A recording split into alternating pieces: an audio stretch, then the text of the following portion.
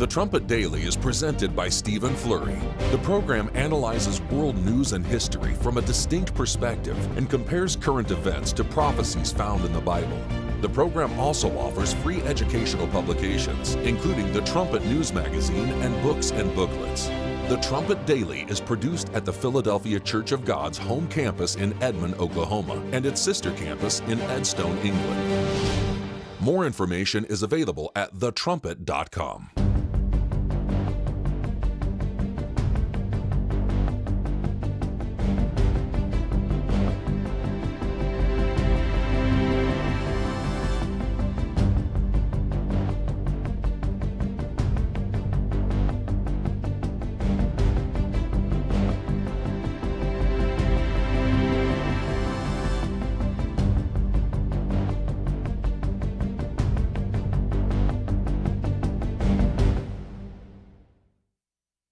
The Trumpet Daily program begins right now.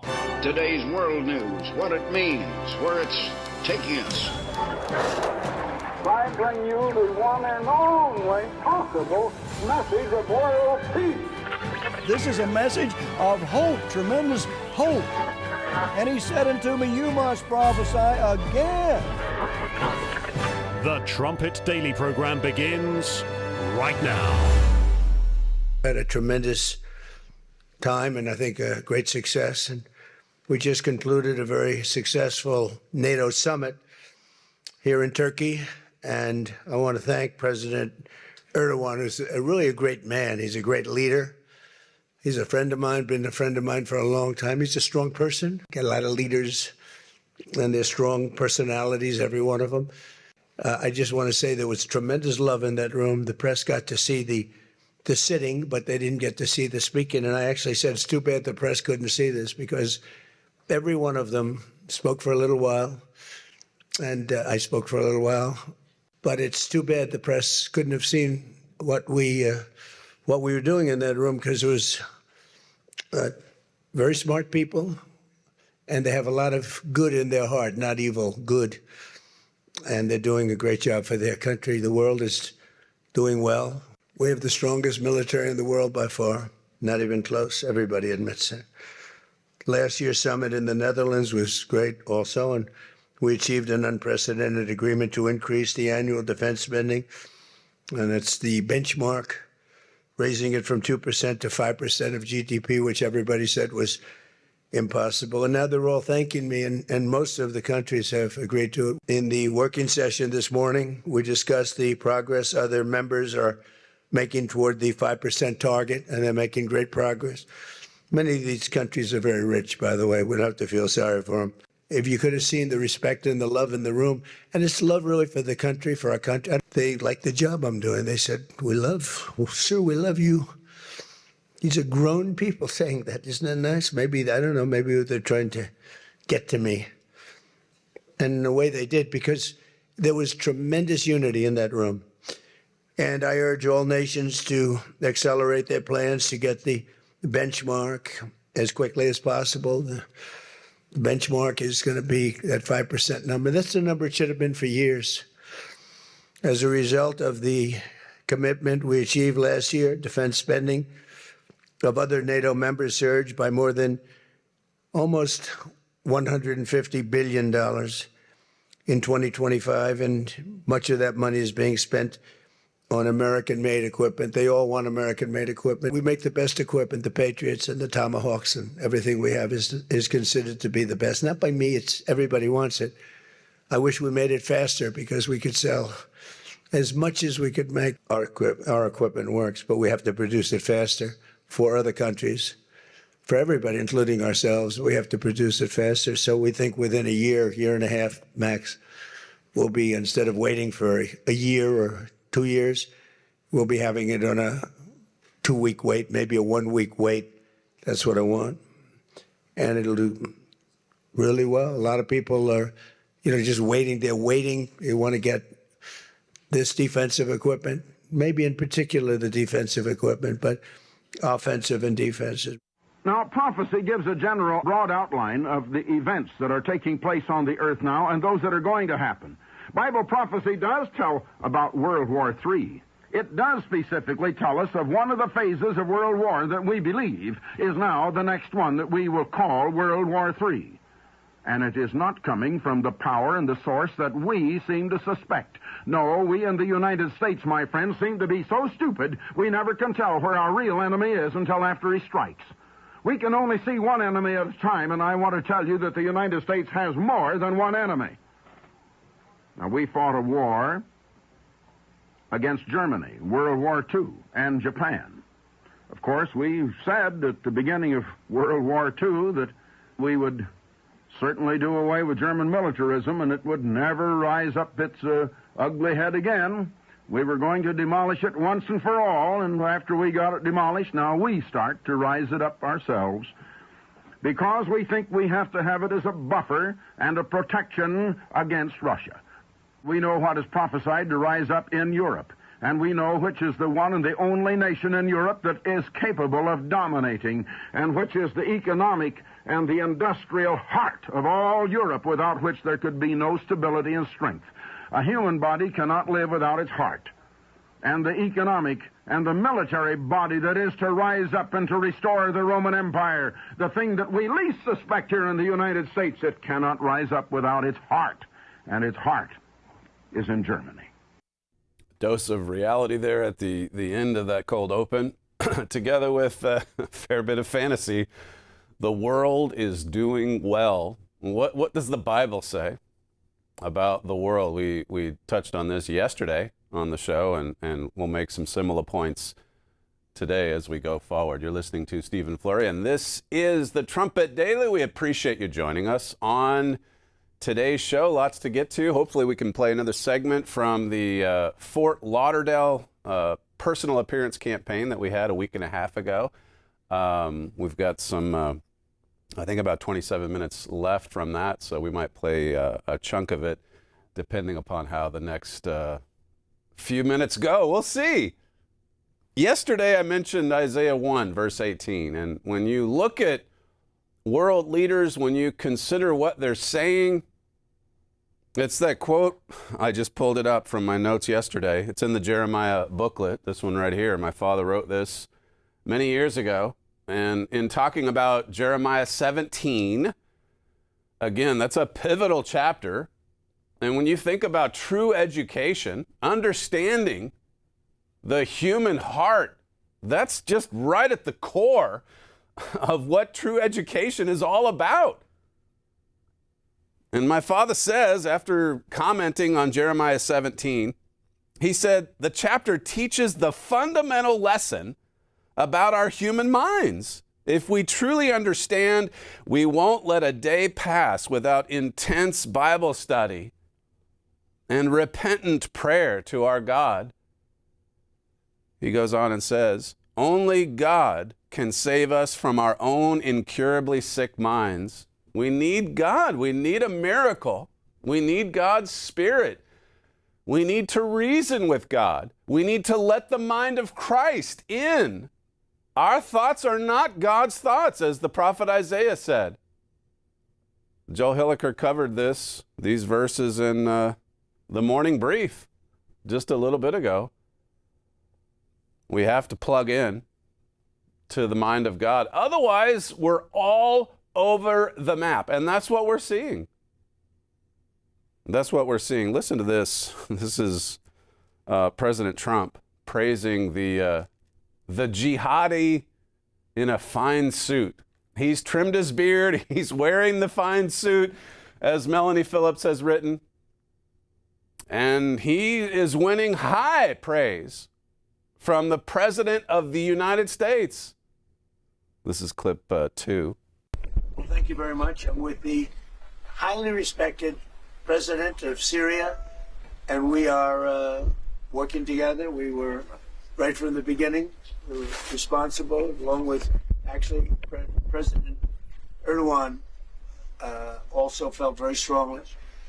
And he's done a really fantastic job as president. He's unified the country in a very short period of time. He's a strong person. He's a great leader. He's respected by everybody, including me. And we're proud to have him together. We're proud of the job he's doing. Syria's become a very stable, I mean, it's amazing. In a short period of time, it's really been stabilized. And we're proud of that. And to be part of the Middle East. Syria had one of the great cultures, the professors and lawyers and doctors. It had one of the great cultures of any country, not just Middle East. And then it went through this terrible period of time. Do you have any questions? Mr. President, are you going to remove Syria from the state sponsor of terrorism list? I think I will, yeah. I think I will. Why wouldn't I? He's done a great job. Maybe he would have brought that up. That's a good question. Yeah. Any problems with that? I think we should. Yeah, I will. And just like that, Syria is no longer a state sponsor of terrorism. Now they're led by a great leader. He's a strong leader. Erdogan in Turkey, the Jew hater, strong leader. great leader, tremendous friend of mine. So if you're keeping score at home, you've got the jihadi in a suit in Syria. He's doing a fantastic job unifying Syria, bringing peace to the region. Erdogan, even though he won't meet with Bibi, he is a great man. Bibi, let's not go to that subject.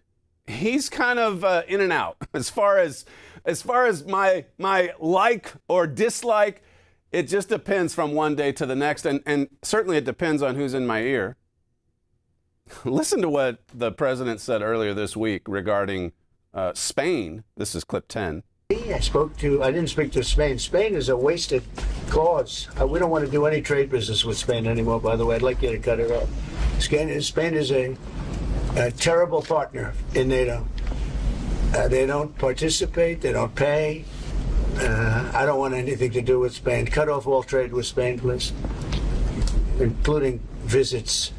Okay, we don't want anything to do. Watch them come running back. Oh, they'll come running back. They treat this man terribly, and this man's a good man too, great man.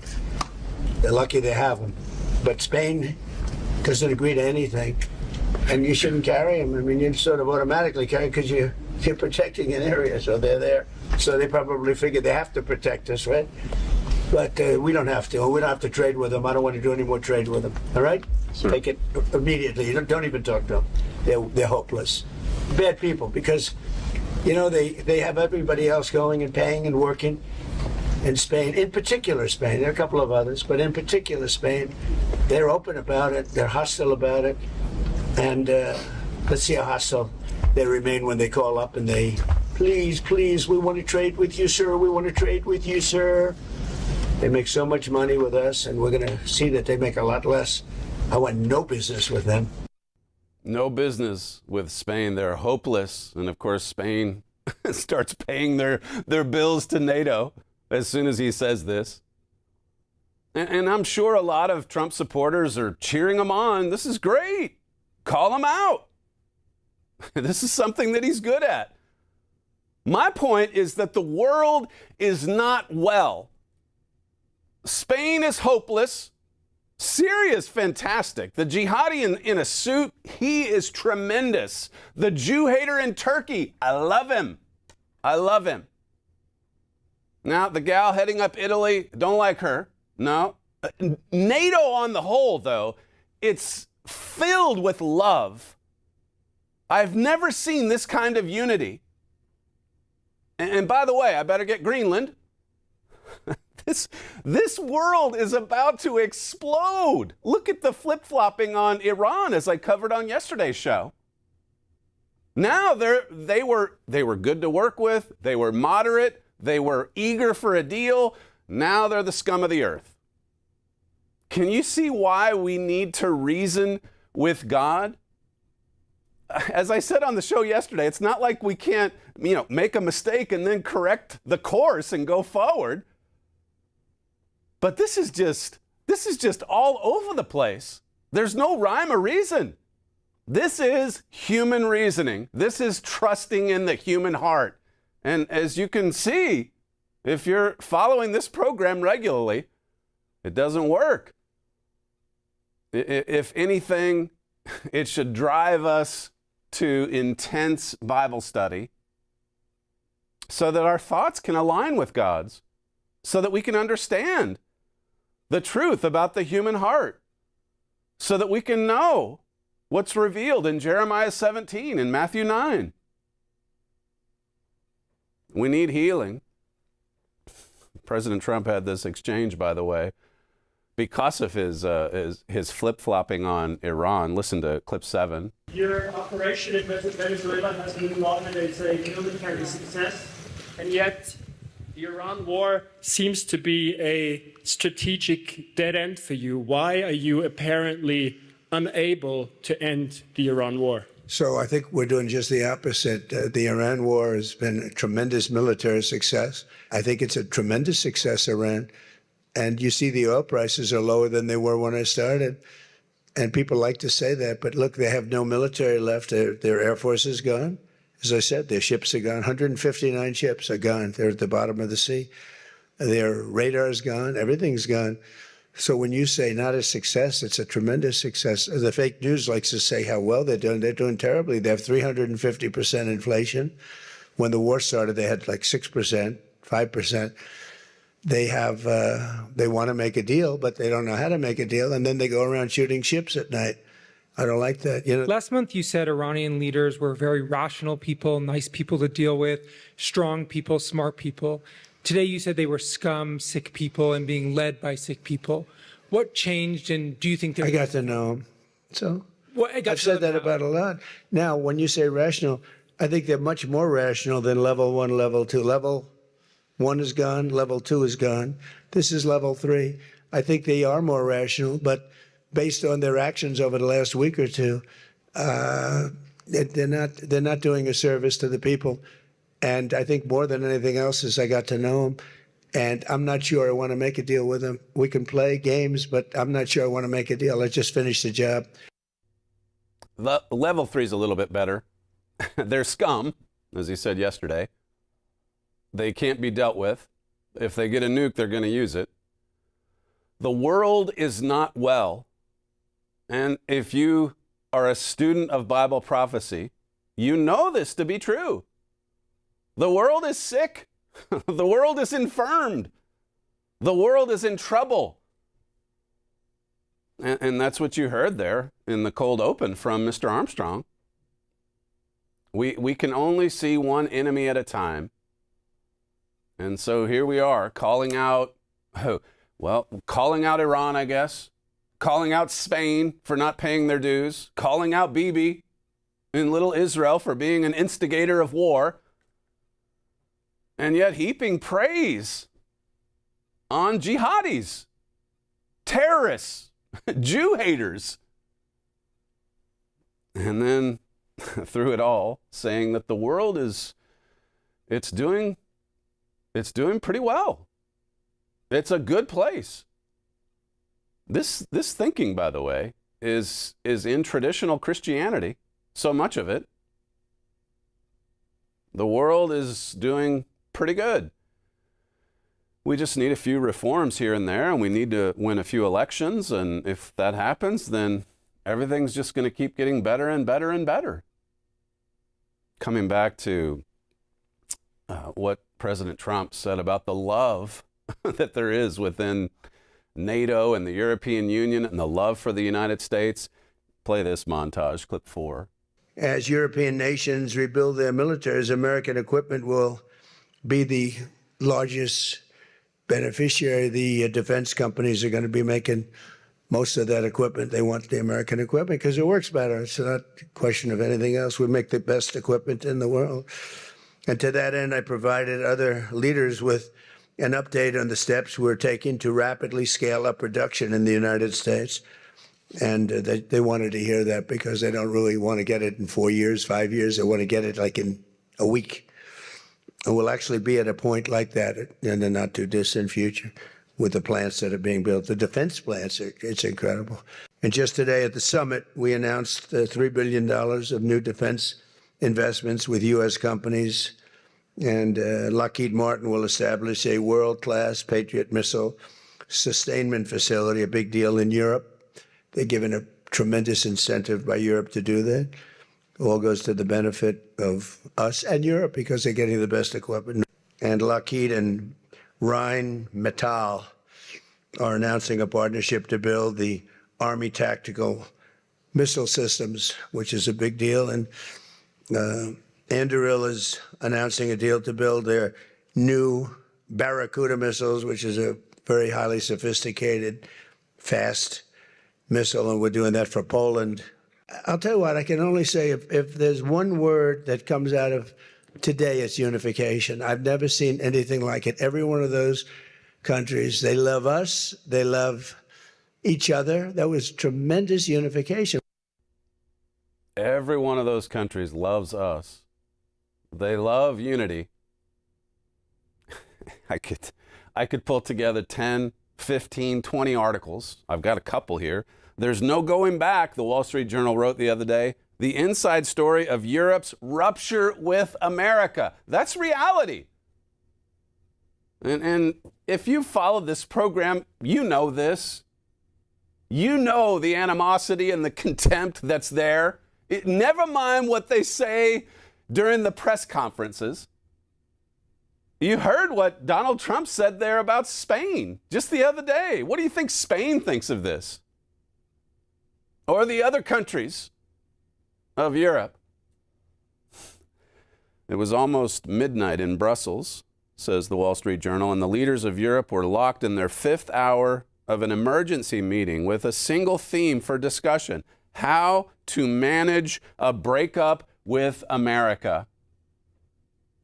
That's what's prophesied. That's what's happening. It's a breakup. And it's not amicable. Not when you venture into these hallways, these conference rooms behind closed doors. It's not amicable. It's not. It says the new year was only 3 weeks old, and President Trump, after removing Venezuela's autocratic strongman, had briefly threatened to seize Greenland from Denmark. It says around a circular table in the European Council headquarters, known as the Space Egg, heads of government were venting so emotionally about the 47th president that some of the nearly 30 leaders present would call the session therapy night. This was just a few months ago. Remember this? And now we hear talk of how much love there is and how the world is a pretty good place and how things just keep getting better and better. What a contrast. This was at the Wall Street Journal a few days ago. And again, President Trump would, I guess, call them out for being the fake news. But what a contrast to the love in Europe montage that we let off with on today's show. Of course, European leaders are going to do what they need to do out in public and say the right things and praise President Trump and America. Psalm 55 and verse 21, it says, the words of his mouth were smoother than butter, but war was in his heart. His words were softer than oil, yet were they drawn swords. What is going on in the human heart? That's what we need to be thinking about.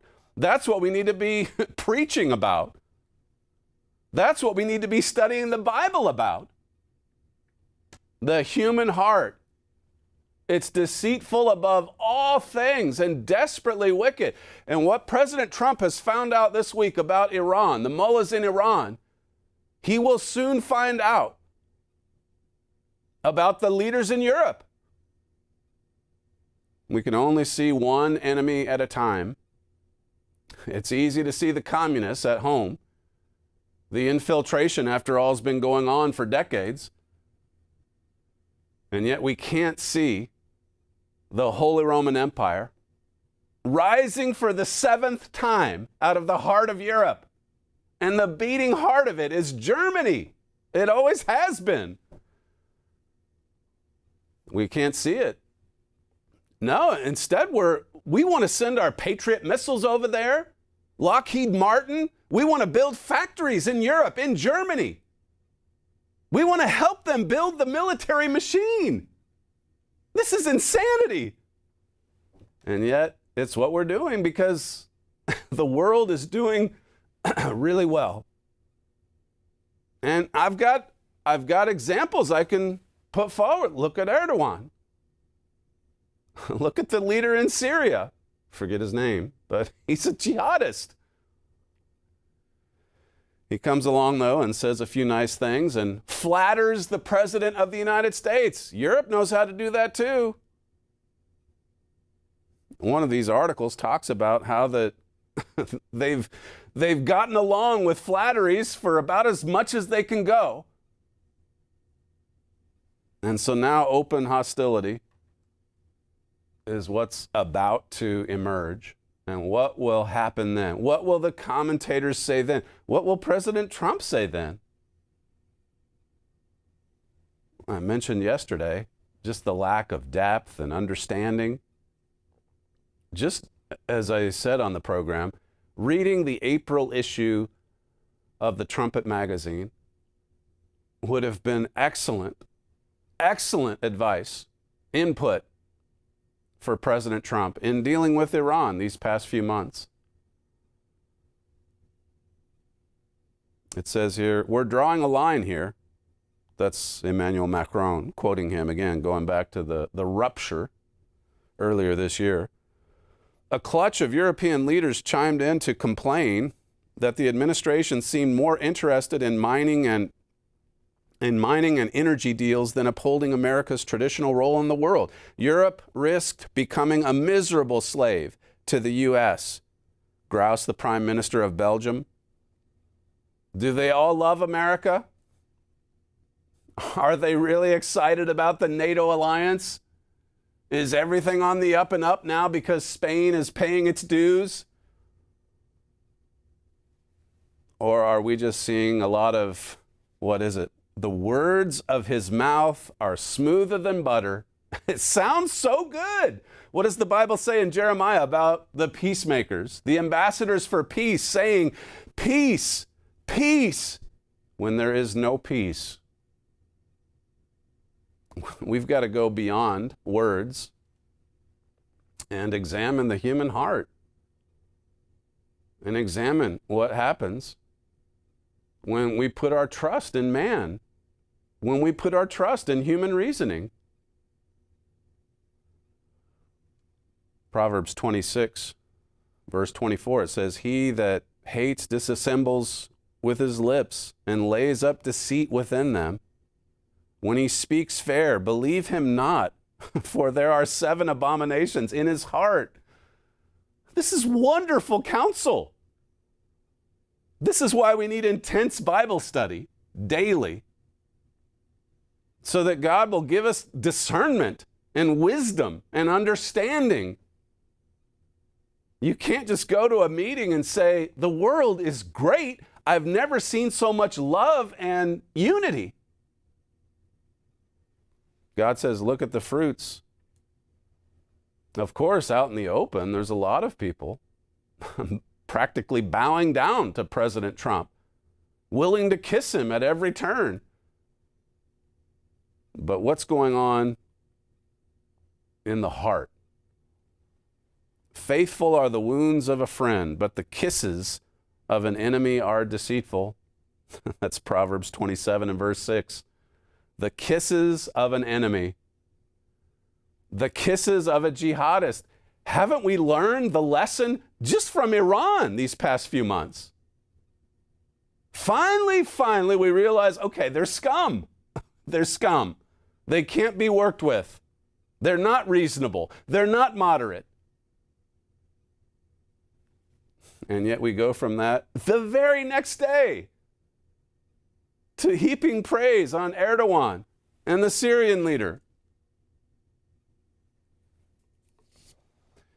It says here, this is in the Wall Street Journal piece, American allies have begun pushing the gas pedal on an unprecedented experiment to de-Americanization. Why aren't you hearing more of this in the daily commentary? It's a good article at the Wall Street Journal. As I say, it's just from a few days ago. But why aren't more people talking about this? And the impact it's going to have on the whole world, on the health of the world.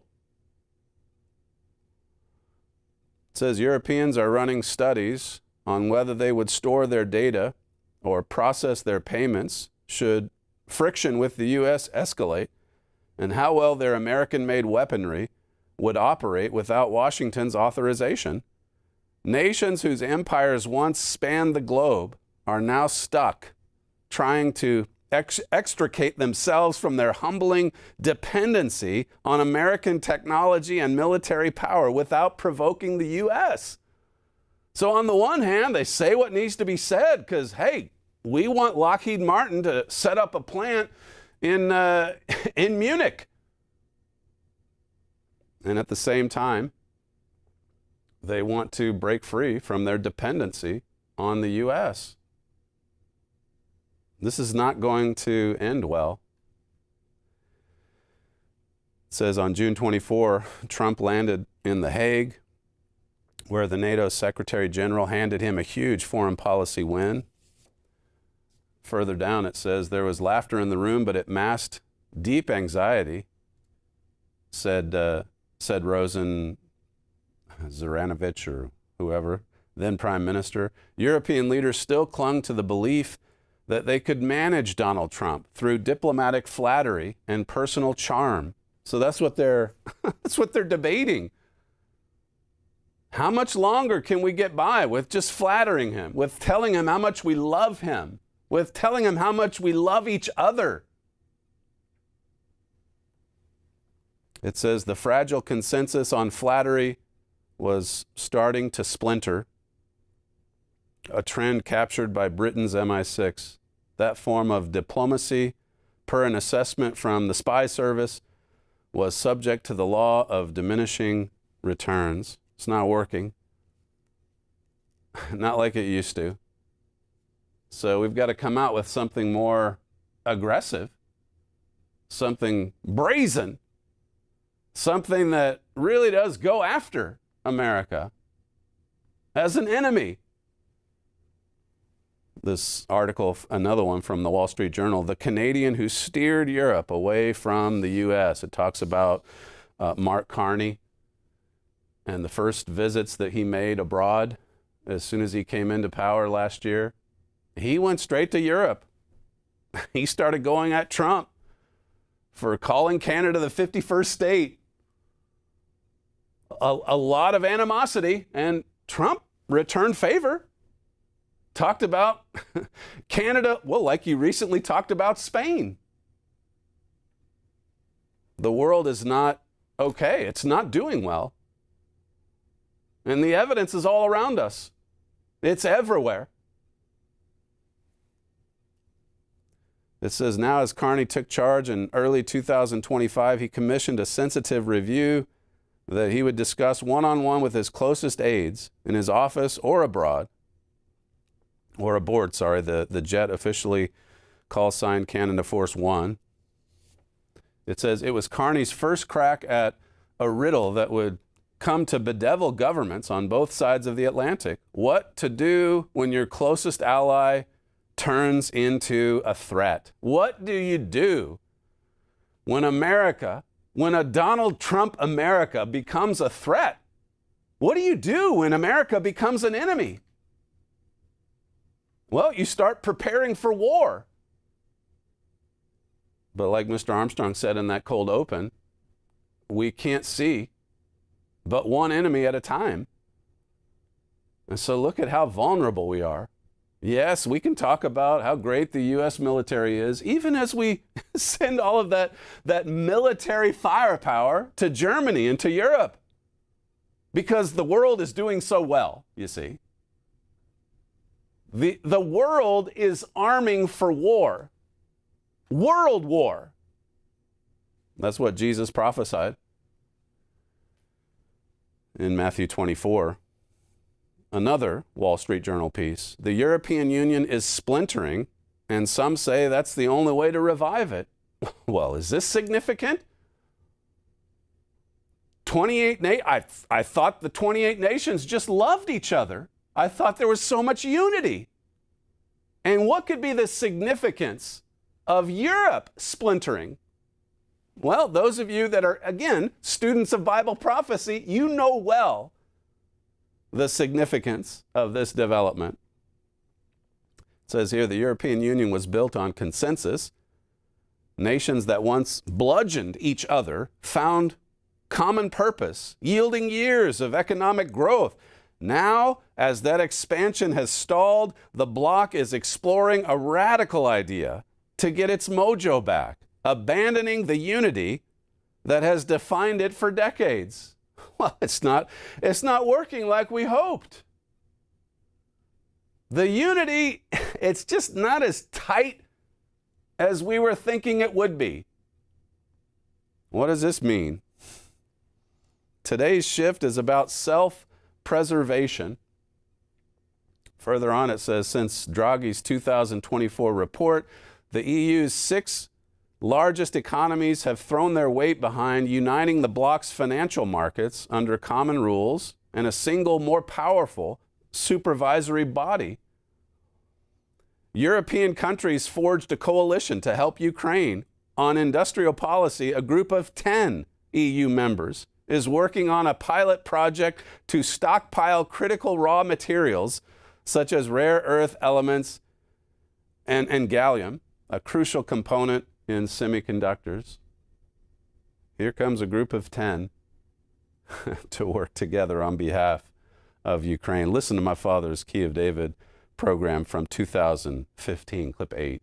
Verse 12, and the 10 horns which you saw are 10 kings which have received no kingdom as yet, but receive power as kings 1 hour with the beast.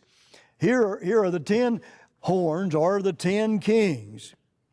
Now this is the last head of that Holy Roman Empire, and it's going to have 10 horns or 10 kings. It's not going to have 28, it's going to have 10. And that's what this financial crisis is going to trigger and promote in a powerful way. It's happening. Just that was, what, 11 years ago? This journal piece says, hidden behind the timeline is an implicit warning. European officials say if countries can't find a way to work as one at the EU level, breakaway coalitions will forge ahead. You remember that statement. When you see the breakaway coalition come together, and when you see that there's 10 of them. Here again, this is my father from 2016, clip 9. Now, we've been telling you for many years that those some over 25 nations in Europe that belong to the European Union are going to be pared down to 10 nations or 10 kings that are prophesied in Revelation 17. Now, the reason it's so interesting to you, or should be, is because they are going to start World War III. And I can show you that in over 50 prophecies in your Bible, maybe even 100 of them. But they are actually, that is, Germany, Italy, and France are actually forcing nations into their configuration, that little Berlin group that is saying, well, all right, from now on, they're going to meet our specifications or they won't be a member, just like Britain, who was recently voted out. They voted themselves out. But there was more to it than that the people don't see. There's a lot of secret deals going on here. We're already into the 7th head of the Holy Roman Empire. Lots of secret deals going on. My father said back in 2016, if you go through this Wall Street Journal article, it's talking about all of these groups of nations that are working together on their pet projects, excluding others in the European Union. Secret deals. Tomorrow's news today. What kind of secret deals are going on, even as we speak? What if the 10 nations or the 10 kings are already unified? They're already together. Even as the press conferences celebrate love, transatlantic love between America and Europe. I've never seen so much love. I've never seen so much unity. The world is doing well. Is it? My father, he wrote this back in 2022. It says, in the Bible, God condemns America and Britain and the other modern descendants of ancient Israel for forsaking him and for doting on their lovers. And today, what do we find ourselves doing? Arming two warlike nations, our historical enemies, with nuclear firepower This is appallingly dangerous. We're arming the enemy, and we can't see them as an enemy because we can only see one enemy at a time. As Mr. Armstrong said decades ago, by the way. And so we carry on like a silly dove, talking about peace when there is no peace. Talking about love when there's a lot of hatred and animosity, a lot of jealousy, a lot of contempt, a lot of competition and strife. I'm not trying to be a Debbie Downer here, but the world is not well. The world is not doing well. That's why we're here to celebrate, to envision God's world, the wonderful world tomorrow, the wonderful family government of God. That's what this world needs. My father wrote back in 2022, how naive America is to entrust this immense firepower to nations that so recently and throughout history have proved to be enemies of the free world. He was talking in 2022 about all the weapons that we have situated in the European continent, including in Germany. How crazy is this? He said, right now, Germany seems to be an ally of the U.S., but what if this nation, our arch enemy in World Wars I and II, turned against us in the next war? Will we even contemplate that flip-flop, that change? We should be thinking about it every day, given what happened in World Wars I and II. But we carry on with a smile on our face, say, hey, Lockheed Martin, they're coming over to your country. We're going to build the Tomahawk missiles, the Patriot missiles in your country, on your soil. And that's fine. We're completely fine with that, as long as Spain pays their dues. The world is not doing well. The world is arming for war. And at the Trumpet, you get tomorrow's news today. There's another article from 2023, 10 Kings of the New Holy Roman Empire Rising Now. It's happening right now. It's happening now. My father said, Mr. Armstrong taught that 5 of these 10 nations or nation groups led by 10 kings would be in Western Europe and 5 in Eastern Europe. So God's giving us some precise details here. Mr. Armstrong went on to say that this European empire might assemble in pieces, but he said definitely that when it's time for the 10 kings to rise in unity, it will happen suddenly. That's why the secret deals is such an important detail here as well. Because when the 10 emerge, it's going to be sudden. And we've got to prepare ourselves for what's coming. We've got to prepare ourselves for the fulfillment of the Olivet prophecy. We've got to make sure that our religion is sincere and that it's based on truth. We've got to stop. In the name of God, that was the title of my PAC lecture in Florida. Stop. If God says it, well, stop and ponder it. Think about it. What does it mean? What do I need to change? I'll carry on with that subject with this third segment. It's a 10-minute segment from the Fort Lauderdale PAC a week and a half ago. I think it was June 28th. We'll finish today's show with that. You're listening to Stephen Flurry, and this is the Trumpet Daily. Thanks for joining us today, and we'll see you tomorrow. Mark chapter 7. Let's switch over to the Gospels.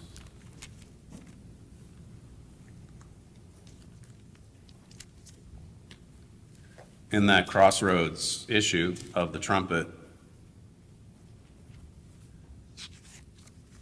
My father said, God's assessment of America is that we are a sinful nation, a people laden with iniquity. So that's from Isaiah 1, obviously, but here again, it's God's assessment. So before you dismiss it and say, well, I don't want to hear from a preacher that's just focusing on the negative.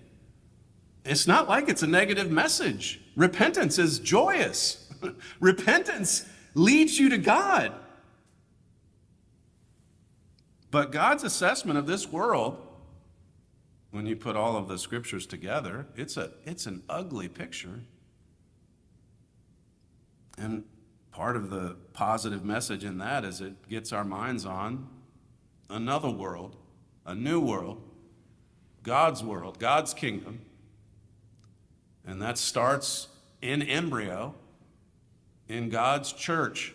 And we'll see at the end, if I have time, we'll see at the end where Paul said in Ephesians, there's one church, there's one spirit, there's one body, there's one baptism. That's where we want to be, because that's the kingdom of God in embryo. That's God's world in embryo.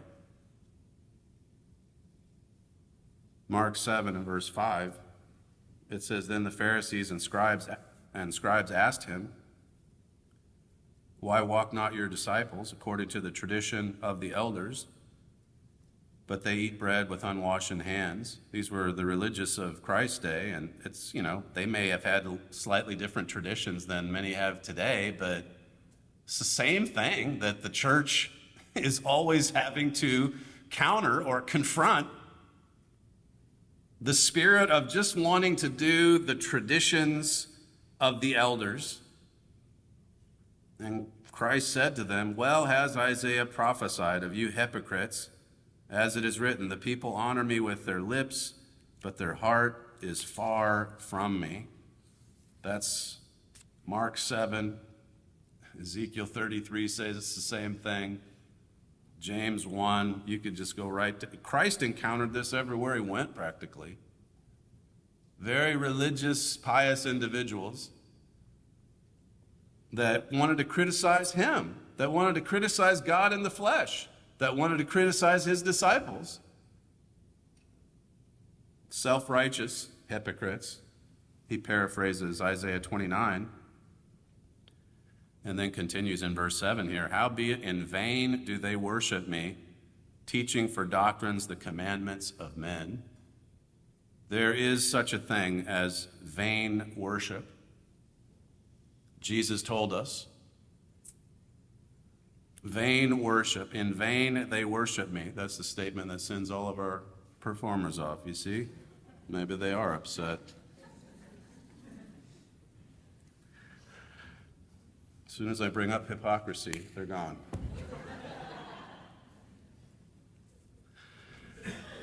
It's possible to worship God and to do it in vain.